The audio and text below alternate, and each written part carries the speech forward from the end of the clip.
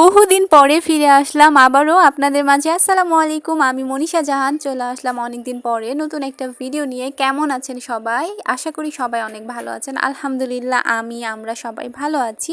আর আজকের ক্যাপশন দেখে বুঝেছেন আজকের ভিডিওটা আমার বর এবং আমার ছোট্ট দেবর পাখির জন্মদিনের উদযাপন নিয়ে আর কি করেছিলাম এটাই আর কি শেয়ার করবো আপনাদের সাথে, যদিও এটা অনেক আগের ভিডিও।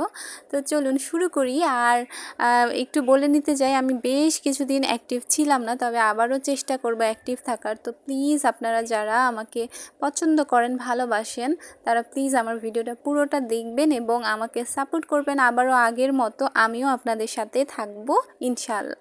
তো চলুন, এই যে আমার ছোট্ট দেবর পাখিটার কথা কি মনে আছে আপনাদের? ওই যে আমার বাবা বা হারা ছোট্ট দেবর পাখি আছে একটা, তো ওরই জন্মদিন ছিল অগাস্ট। এটা তো আগের ভিডিও অনেক, সেটা বললামই। এটা হচ্ছে অগাস্ট মাসে আমার ছোট্ট দেবর পাখিটার জন্মদিন ছিল।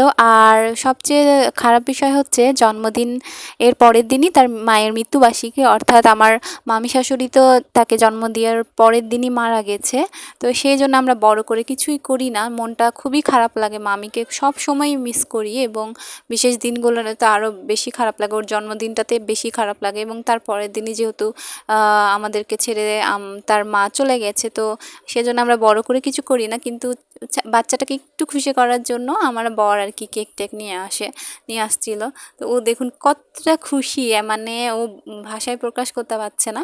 তো এই যে আমি জাস্ট ছোট্ট একটু আয়োজন করেছিলাম, এটুকুই। আর আমি এতদিন কেন ভিডিও দিইনি, হঠাৎ করে চলে গিয়েছিলাম কেন, এটা যদি আপনারা জানতে চান তাহলে আমি পরবর্তী কোনো ভিডিওতে অবশ্যই শেয়ার করব। ভালো কিছু লক্ষ্যের জন্যেই আর কি ভিডিওটা অফ করে রেখেছিলাম, যদিও সফল হতে পারিনি, তবে চেষ্টা এখনও চালিয়ে যাচ্ছি। আপনারা সবাই আমার জন্য অনেক অনেক দোয়া করবেন। আর এটা হচ্ছে আমার বরের জন্মদিনের জন্য।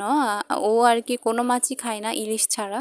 তখন ইলিশ আর রূপচাঁদা ছিল, তো রূপচাঁদা তো খাবে না, ইলিশটাই খাবে যেহেতু ওর জন্মদিন। ওর জন্মদিন কিন্তু অক্টোবরের 1 তারিখে। তো এটা আর কি অনেক দিনের আগের ভিডিও আর কি, ছোট ছোট ক্লিপগুলো আমি অ্যাড করেছি। তো এই তো ইলিশ ভাজা আর ইলিশ মাছ রান্না করা হয়েছিল।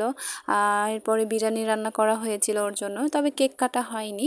আর যেটা আপনারা প্রথমেই দেখলেন জন্মদিনের বড় করে অনুষ্ঠান, ওটা আমি আমার বিয়ের পরে আমার বরের জন্মদিনটা বেশ বড় করে করেছিলাম। প্রায় 3বার আমি ভালোই বড় সড়ো করে করেছি। আস্তে আস্তে এখন আর করা হয় না।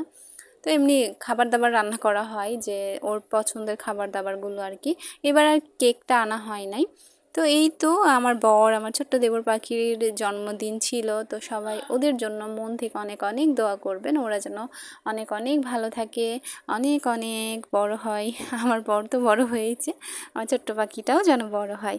তো আজকের মতো এখানে ভিডিও শেষ করছি। সবাই ভালো থাকবেন, সুস্থ থাকবেন। দেখা হবে নতুন কোনো ভিডিওতে। আল্লাহ হাফেজ।